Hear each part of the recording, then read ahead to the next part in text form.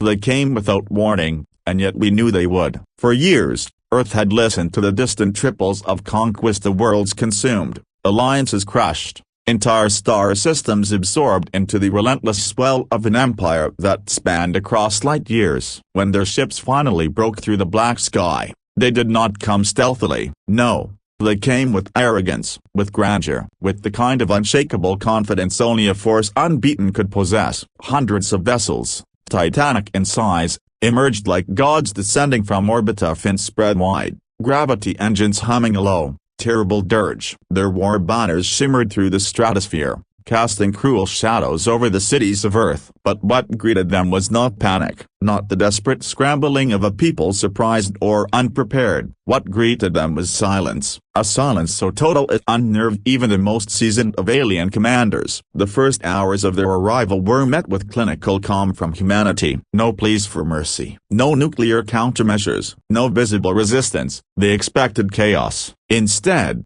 they found a stillness that unsettled them. Satellite relays went dark. Civilian broadcasts stopped mid-sentence. Earth's vast networks shut down simultaneously, as though someone had flipped the master switch. From orbit, the blue planet looked as it always had, peaceful, vulnerably, but the quiet below was not surrender. It was calculation. High above, in the command deck of the alien dreadnought, the Empire's fleet master watched Earth with a smirk of cold amusement. He ordered the first strike without hesitation. Orbital cannons fired, screaming fire through the atmosphere. Within minutes, explosions lit up Earth's surface like a trail of fireworks. Tokyo vanished beneath the white-hot dome. Berlin flickered, then died. New York's skyline buckled into itself as a dozen tungsten rods slammed into its core. Their weaponry was brutal, beautiful, and absolute. From the bridge of the fleet, the invasion seemed complete before it had truly begun. This was not conquest, it was a ritual, one they had repeated on dozens of planets. And like always,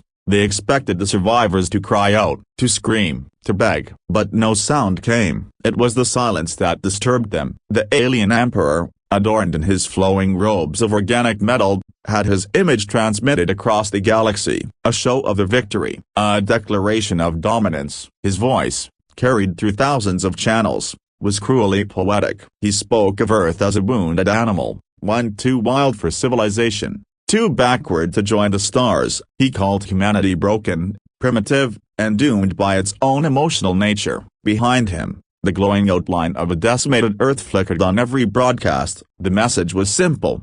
Resistance was pointless. And yet, even as their ships moved into planetary orbit to begin landing procedures, even as the first waves of drop pods prepared to descend, strange anomalies began to appear in their systems. Flickers of energy, patterns they couldn't identify. Their sensors, normally flawless, began to report static interference emanating from beneath the surface of Earth's crust. At first, the command crews dismissed it as atmospheric noisy. After all, humanity had been shattered, hadn't it? But the pattern intensified. It wasn't random. It pulsed. One alien tech officer, shaken, whispered to his superior, "It's rhythmic. It's calculated." That was the moment fear entered the conversation. Because in all their campaigns, in all their glorious acts of subjugation, they had never encountered a world that responded not with war, but with airy precision, with orchestration. Earth wasn't reacting emotionally, it was following a playbook, one no alien had read. And the pattern below wasn't just energy, it was the ignition signature of something massive. Without warning, power surged across the crust of Eurasia, and deep beneath the old ruins of once sleeping cities, something ancient awakened into something built not to be seen unless Earth's survival demanded it. They didn't know its name, they never would, but in that moment, watching an entire network of buried structures come online and begin transmitting a silent language of vengeance, the alien fleet understood one horrifying truth. They had not surprised Earth. Earth had been waiting, and now it was their turn to listen to silence, the kind that comes before retaliation, the kind that comes before the sky burns. They had barely begun to savor their triumph when the first anomalies appeared. The skies, moments ago alive with the glow of plasma strikes and the eerie glimmer of alien warcraft, began to pulse with a low-frequency human, not from the invaders, but from Earth itself. The Empire's drop pods, sleek and confident, had launched from their orbital carriers, descending like fangs into the wounded surface of the planet. Their troops, bred for domination, readied themselves for cleanup, not combat. They expected to parade through broken cities, to find dazed survivors crawling from rubble, begging for mercy or guidance. What they found instead was nothing. No resistance, no civilians, no bodies, just still streets, the kind of silence that feels wrong and not empty, but watching, monitoring. The fleet's command structure, built on unshakable confidence and centuries of conquest, began to falter, not out of logic, but instinct. They couldn't explain the unease crawling up their spines, but they felt it. Reports filtered in from ground teams, signal interference, unmapped underground structures, power surges in what should have been dead grids. Data relays scrambled. One squad vanished entirely in the ruins of what used to be Johannesburg, their final transmission cut off mid-sentence. Another squad in Vancouver reported shadows moving against thermal sensors and no heat signatures,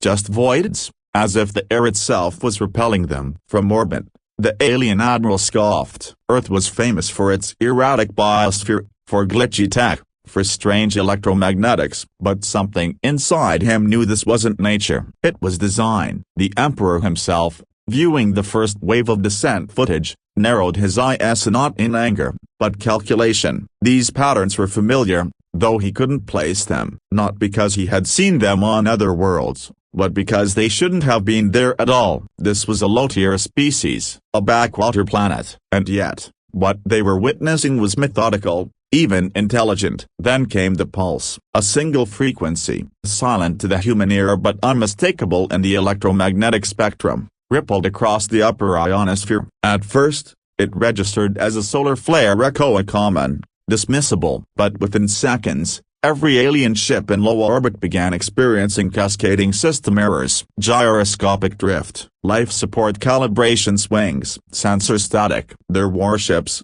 so perfectly tuned, began acting drunk. In the alien fleet's Psi-Command interface, one chilling notification blinked to life. External input override detected. A virus number. This wasn't an intrusion. It was a response, and it was coming from Earth, from beneath Earth. A command vessel, larger than a city block, spun violently out of orbit and disintegrated against the upper atmosphere in a streak of fire. The rest of the fleet scrambled to adjust positions. Shields rose, weapons armed, targeting systems flared up, but they had no enemy to lock onto. No heat signatures, no radar contacts, just signal ghosts, echoes of Earth's own defense grid coming online with perfect synchronicity. No projectiles, no missiles, just silence and sabotage. That's when the ground forces panicked. What started as radio silence from isolated units became a blackout. Entire battalions cut off. The Emperor's command link to his lead ground marshal severed without explanation. Drones sent to investigate were swallowed by black static. Orbiting surveillance cameras showed movement. Now figures emerging from smoke, not human, not alien, but mechanical. Smooth, black, insect-like, sleeper machines, dormant under Earth for decades, now fully awake. The Empire realized its mistake too late. Earth hadn't been resisting because it wasn't time to resist. Earth had invited the attack, had waited, let the enemy strike first, made itself look weak, and now the trap was closing. No warning, no declaration, just a coordinated global counterstrike triggered by protocols far older than the invaders could imagine. They didn't understand the data before them, but humans would have. The pattern was clear. This wasn't retaliation, it was a scheduled response. The aliens hadn't won the first round. They'd just completed Earth's activation sequence. The moment their weapons fired, the skies above Earth bloomed with fire. Columns of flame erupted across the globe as alien orbital cannons unleashed devastation with cold precision. The Empire's fleet had mapped Earth's defensive grids weeks prior, what little they found, and identified major population centers for immediate suppression. The plan was simple: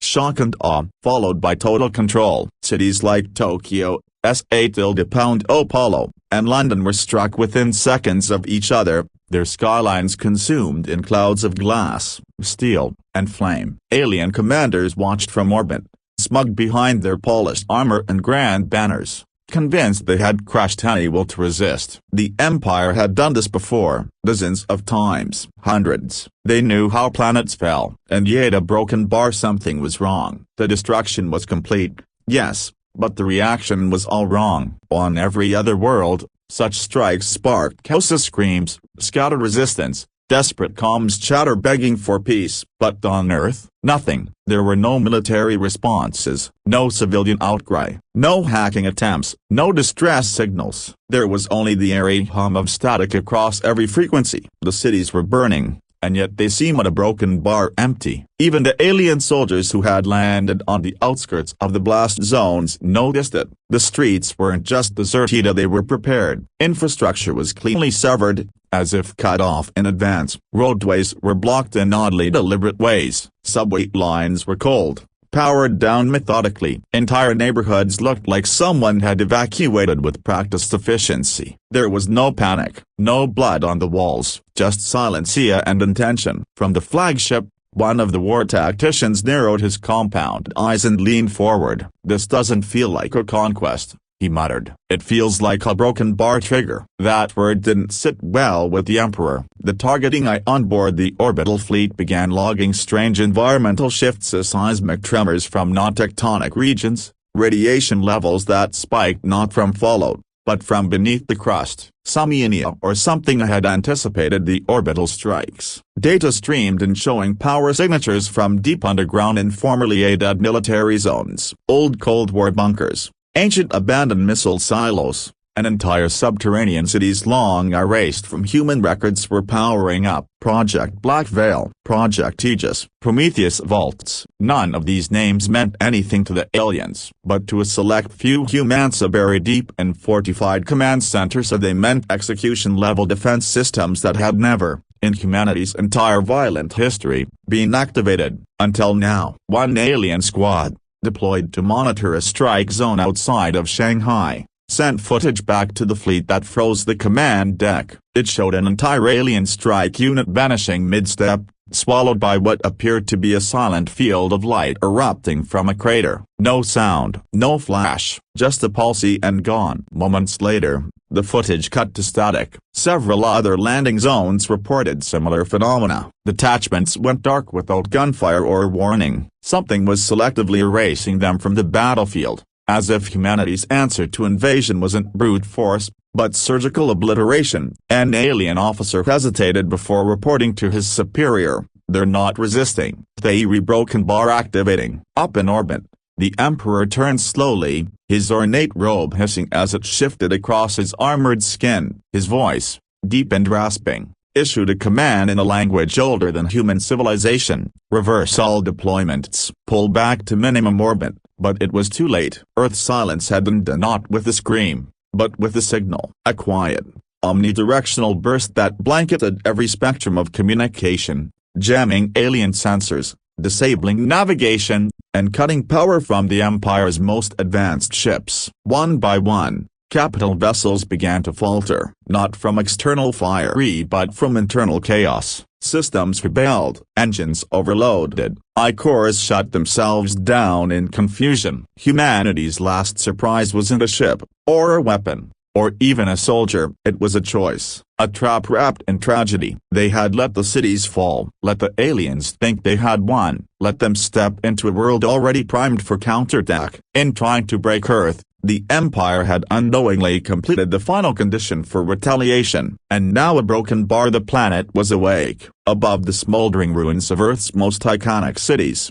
while ash still rained from the clouds and orbital firestorms scarred the stratosphere. The alien Emperor's face filled the galaxy's sky. Projected through quantum-linked relays, his image flickered on every screen, drone, and satellite within the Empire's dominion. His voice, layered with mechanical augmentation and ancient entitlement, reverberated across every captured channel with theatrical malice. Clad in living metal robes, his eyes aglow with pride, he addressed not only the conquered humans but also the millions of alien species who served beneath his boot. "Earth has fallen," he declared. "Their resistance has proven as fragile as their bones. Their myths, their chaos, their emotions all crushed beneath the weight of progress. It was more than a victory speech. It was a warning to other planets, a performance of domination. With his polished claws raised, he gestured to the planetary feed, showing sweeping aerials of devastated urban centers, reduced military installations,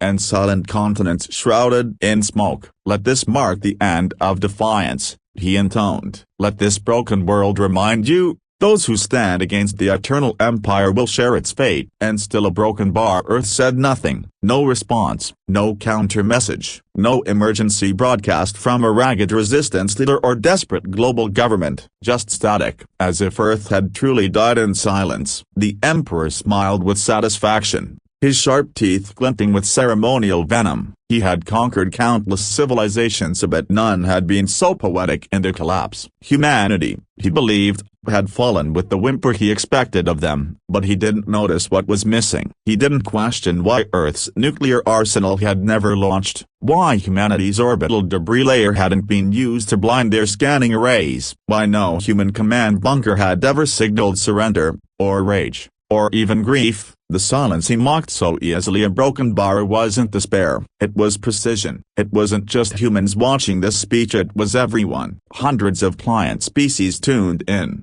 many of them secretly cheering Earth on. Earth was an anomaly to them, a species that had risen fast, burned bright, and refused to kneel. To them, the invasion was a test not of Earth's strength, but of whether the Empire could finally break something unyielding. And when the speech ended, when the Emperor finally withdrew from the galactic stage, there was a flicker in the comm network, a pause. Then, something changed. A single frequency pulsed back through the very channels the Emperor had used. No image, no sound, just a low, resonant tone, subtle but unignorable. It carried across every data stream. Ships in orbit noticed their sensors twitch. Data links began to stutter. IO assistant programs froze. On the planet's surface, alien comms officers stared at their screens as every terminal across every base was overridden by the same flickering signal. A single white dot on black, pulsing like a heartbeat. Back on the Emperor's command vessel, technicians scrambled to trace the source. They couldn't. It was coming from everywhere, and now Erie piggybacked on their own comms,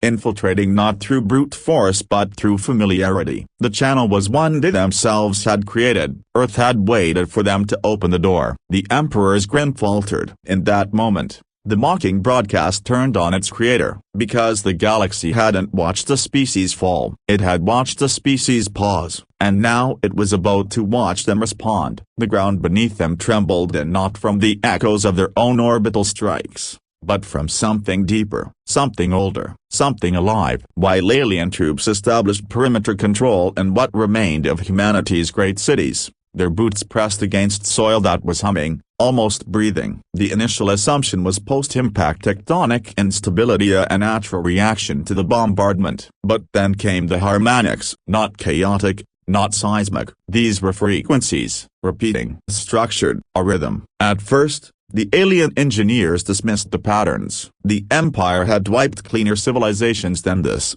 After all, what threat could a few dying humans pose from the ruins of their own annihilation? But as the pattern intensified, synchronizing across continents, they realized something was off. This wasn't some panicked act of survival. It was coordinated. It was a broken bar coded in an underground military archive somewhere beneath what used to be the Appalachian mountain range. A neural pulse hit 100% sync. Cables retracted. Algorithms completed loops that hadn't run in decades. Project Black Veil, the Ghost Defense Initiative buried under conspiracy in Black Budget Inc., had come online, activated not by human hands, but by protocol. Condition 7, in the event of planetary-level incursion by overwhelming external force, and in the absence of a command chain, initiate autonomous retaliation. And so it began. Across Earth's crust, deep-seated defense systems powered by dark matter cores and emotion-encoded intelligence rose from their long sleep. These weren't tanks. These weren't drones. They were things that had never been shown to the public. Machines not designed to fight a war,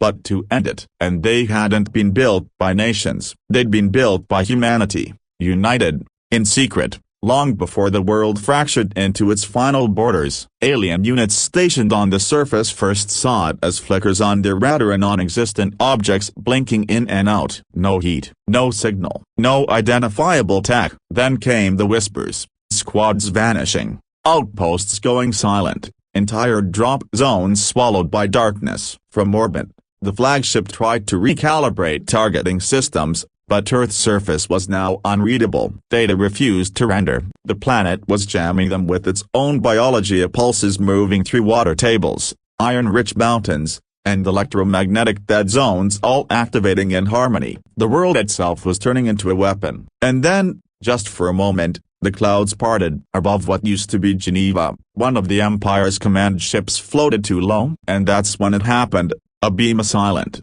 without flash or roar, rose from the base of an invisible platform and erased the ship from existence. No explosion, no debris, just absence. The Empire's commanders wheeled in horror. This wasn't human ragia, it was human precision. This was Earth's final card, not played in desperation, but held there for the exact moment when the enemy thought they'd already won. The last surprise wasn't just firepower, it was preparation, patience, the willingness to let the enemy believe they were gods just long enough to lure them in range of extinction. And now, the rhythm was accelerating. Earth's pulse had become a war drum. The air above Earth's broken cities shimmered with energy. Though no fire rained down, no visible weapons discharged, alien command ships, once cloaked in layers of protective shielding and war-tested alloys, began to tremble not from any visible threat, but from a growing, paralyzing fear. Their sensors, once perfect and absolute, now returned data they couldn't comprehend.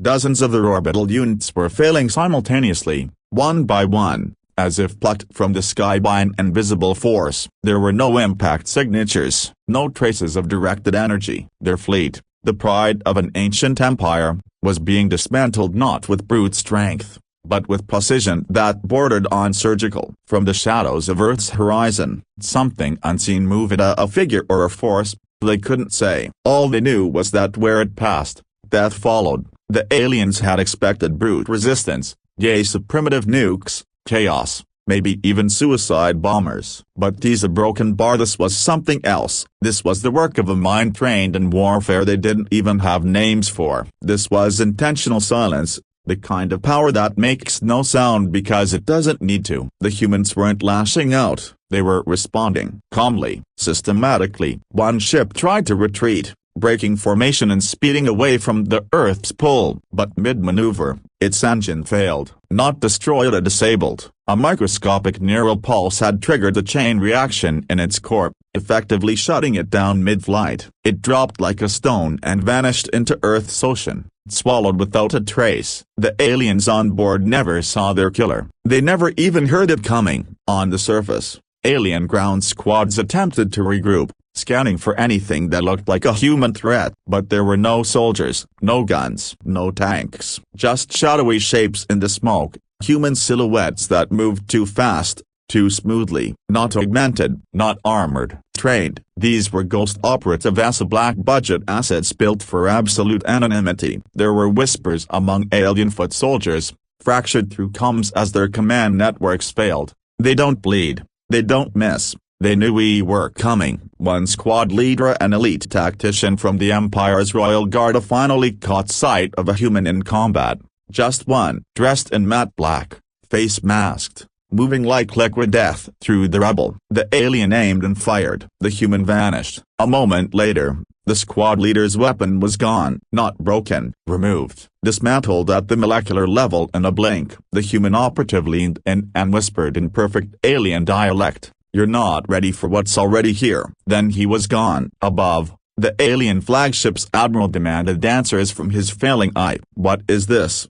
he roared, watching as more of his fleet lost communication. The eye, confused, gave a final answer before crashing. Human response exceeds modeled parameters. This wasn't a counterattack, it was a demonstration. And now the galaxy was watching. The alien war councils, once thunders with pride and certainty, fell into stunned silence as data streamed in from across their fleet. Reports, scrambled and fragmented, told of entire squadrons vanishing, weapons systems rendered inert, and commanders who once sparked orders now whispering in disbelief. Their enemy had not responded with missiles, nor with declarations of vengeance. The humans had replied with something far more terrifying: control. Measured, deliberate, merciless control. The Earth's surface had turned into a trip not of steel or fire, but of silence and precision, and the Empire's soldiers, bred on domination, could do nothing but witness their own irrelevance. Word of the failed invasion spread like wildfire through the galactic networks. Vassal species, long subjugated by the Empire's iron rule, watched the unfolding disaster with quiet hope and rising awe. But more than a fear took root in the Empire's core. Not fear of Earth's weapons, but fear of what they represented: restraint. For a species labeled chaotic, emotional, and primitive, humans had waited. They had allowed their cities to burn, their people to vanish from sight, their surface to be scarred. And only when their enemy stood at their most arrogant did they strike back. Not to destroy, not to retaliate, but to deliver a lesson. On the lower decks of the alien flagship, young officers begged to disengage. "We must retreat," one insisted, "before we provoke here broken bar something worse." But retreat was not an option. The Empire had never retreated from a planet it had already declared as conquered. And yet, the fear was spreading faster than orders. One by one, alien soldiers began to abandon their posts, not in open defiance,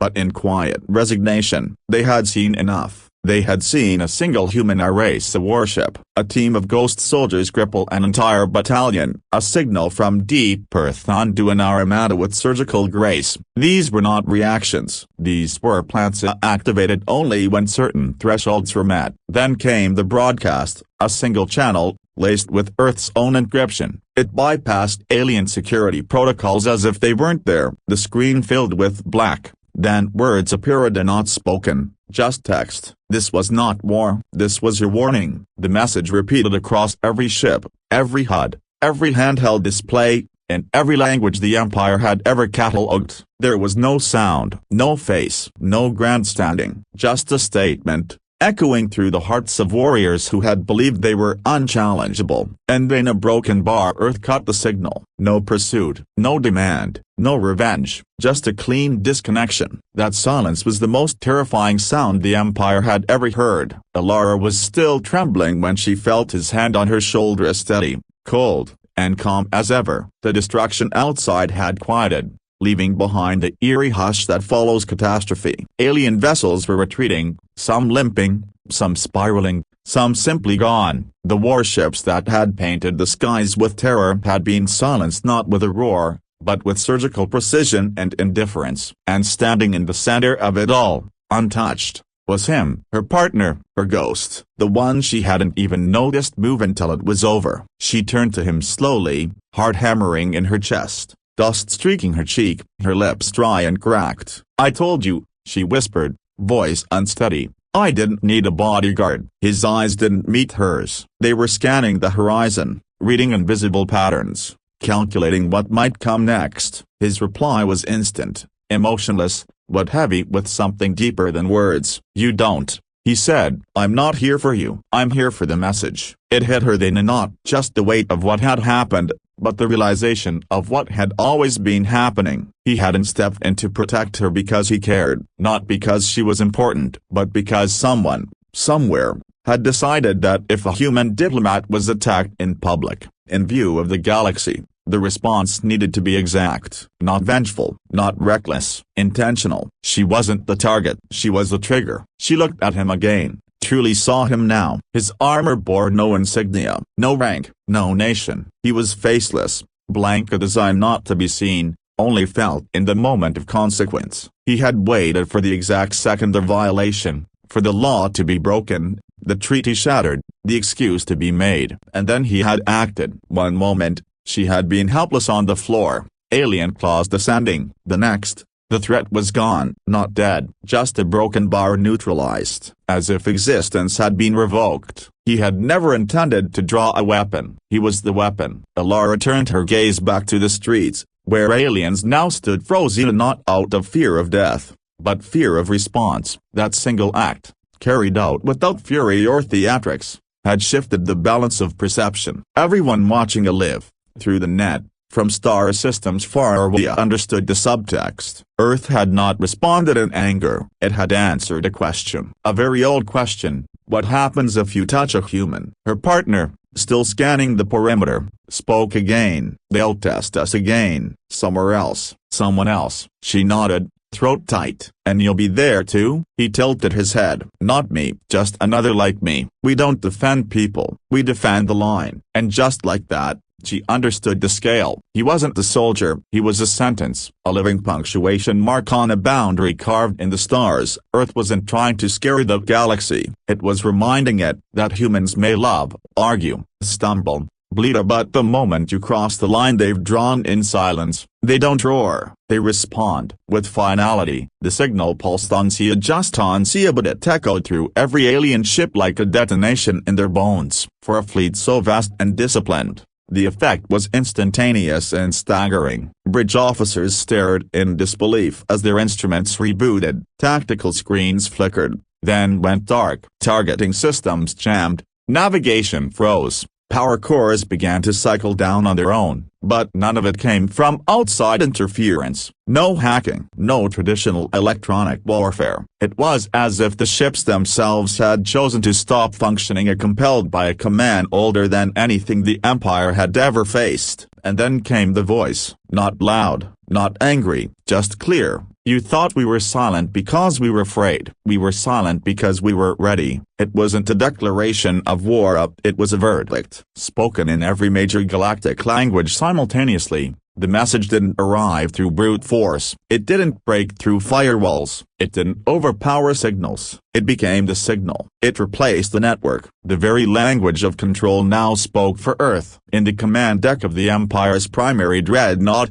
their admiral and undefeated strategist feared across 6 star systems felt the pressure of something he'd never known before. Helplessness, not because he lacked weapons, but because his enemy had chosen not to use theirs until now. Because Earth had let them strike, let them boast, let them believe they were in control. A broken bar while the real response waited like a guillotine above their heads. The galactic broadcast spread to neutral systems. Dozens of other species, watching from afar, had witnessed the entire invasion unfold. They saw the Empire's grand opening strike. They saw Earth fall silent. They saw the capital cities burn. And now, they were watching something far more terrifying. Humans not retaliating but delivering a message. The voice continued. We counted your ships before you arrived. We mapped your attack patterns. We listened to your war drums. We let you think we were broken. Because when we respond, we only respond once. That last word struck like thunder across the alien fleet, not with noisy but with meaning. One by one,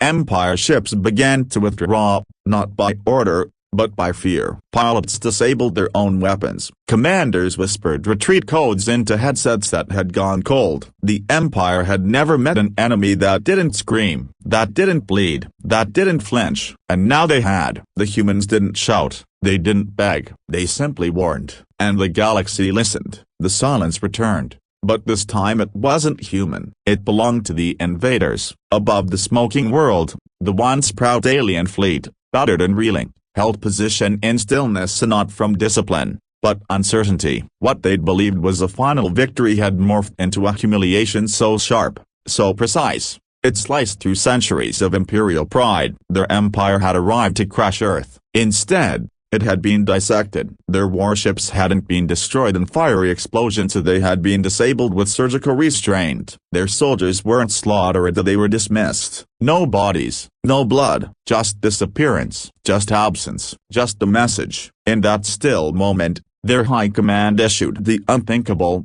a full fleet withdrawal. No formal announcement, no orders barked in pride, just a quiet disengage. Drives powered down, formation broken, escape vectors plotted in silence. Earth didn't pursue. That, perhaps, was the final cruelty. Not retaliation, not vengeance, just permission to leave. Permission granted not from fear or desperation but from dominance. Earth had never wanted this war, but when it came, they treated it as a test, a challenge answered in whispers, not roars. And now the invaders were retreating, dragging behind them the weight of their failure. On the ground, in the ashes of cities that still smoldered, humans emerged not with flags, but with calm eyes and the quiet confidence of those who knew this outcome had always been possible. Survivors, operators, strategists, shadows. They stepped from their bunkers, from hiding, from the coded silence where they had waited for the moment to act. They had endured fire, and they had delivered precision. The alien empire would not speak of Earth again, and not in council chambers,